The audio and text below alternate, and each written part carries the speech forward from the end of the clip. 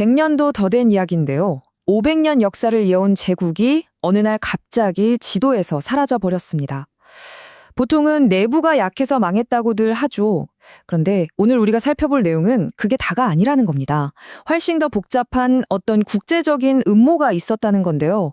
어떻게 한 제국이 거의 하룻밤 사이에 사라졌는지 그 미스터리를 같이 한번 따라가 보겠습니다. 네, 바로 이날입니다. 1905년 11월 17일. 세계사에서도 정말 손에 꼽힐 만큼 긴 역사를 자랑했던 왕조, 조선이 공식적으로 막을 내린 날이죠.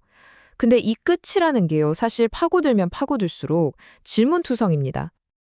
우리가 보통 역사책에서 배우는 공식적인 이야기는 이렇습니다.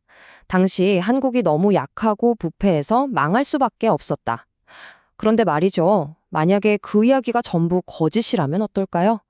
사실은 그 뒤에 훨씬 더 어두운 어떤 국제적인 음모와 배신이 숨겨져 있었다면요? 자, 그럼 이 거대한 지정학적 체스판 위에는 어떤 선수들이 뛰고 있었을까요? 주요 플레이어들을 한 명씩 살펴보겠습니다. 당시 대한제국에게 미국은 뭐랄까 거의 유일한 희망 같은 존재였어요. 여기 인용문을 보시면 당시 분위기를 짐작할 수 있는데요. 미국은 우리를 도와줄 공정하고 우호적인 강대국이다, 이렇게 굳게 믿고 있었던 거죠.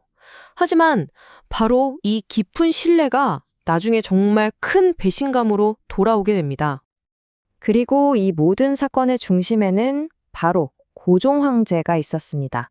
정말 압도적인 역경 속에서 어떻게든 나라의 운명을 지켜보려고 세계 정치라는 거친 파도와 필사적으로 싸웠던 군주였죠. 그리고 이 판의 반대편에는 두 명의 거물이 더 있습니다. 한쪽에는 겉으로 공정한 처사를 외치던 미국의 시어두어 루즈벨트 대통령이 있고요. 다른 한쪽에는 아시아를 지배하겠다는 야망을 숨기지 않았던 일본 제국이 있었죠. 바로 이 둘의 이해관계가 대한제국의 운명을 좌우하게 됩니다.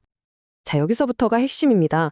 이 플레이어들이 겉으로는 서로 다른 얘기를 하는 것처럼 보였지만 사실 물밑에서는 아주 은밀한 악수가 오가고 있었다는 거죠.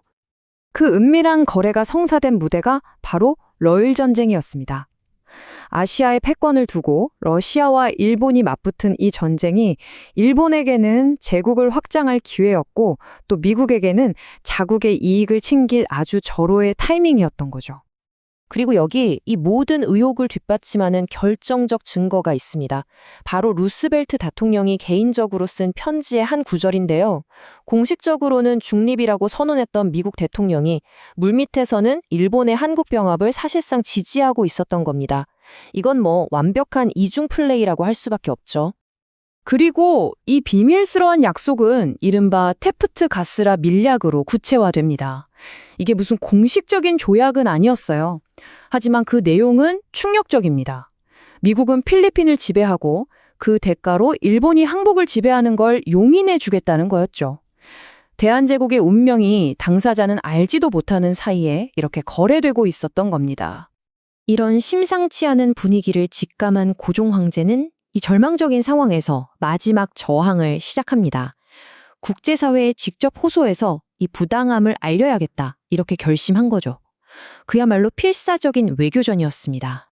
하지만 그 결과는 정말 처참했습니다.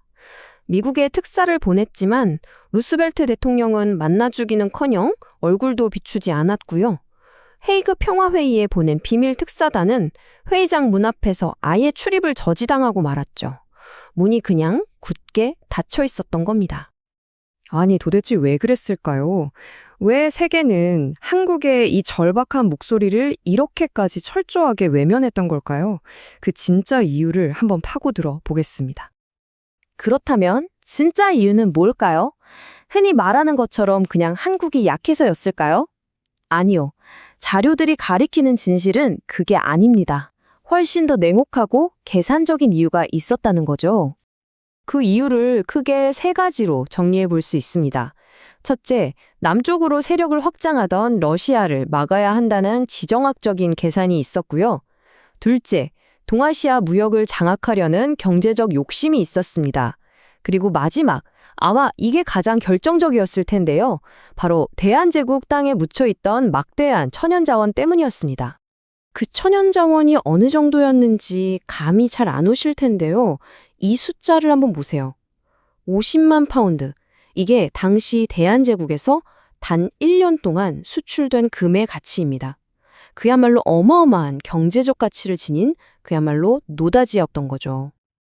그래서 이 분석은 우리에게 이런 잊히지 않는 마지막 한 문장을 남깁니다. 결국 세상을 성가시게 했던 건 고종 황제가 아니라 바로 그의 금이었다고요. 사라진 제국의 미스터리. 그 본질은 한 왕의 실패가 아니라 그 왕국이 가진 부의 치명적인 유혹에 대한 이야기였던 겁니다.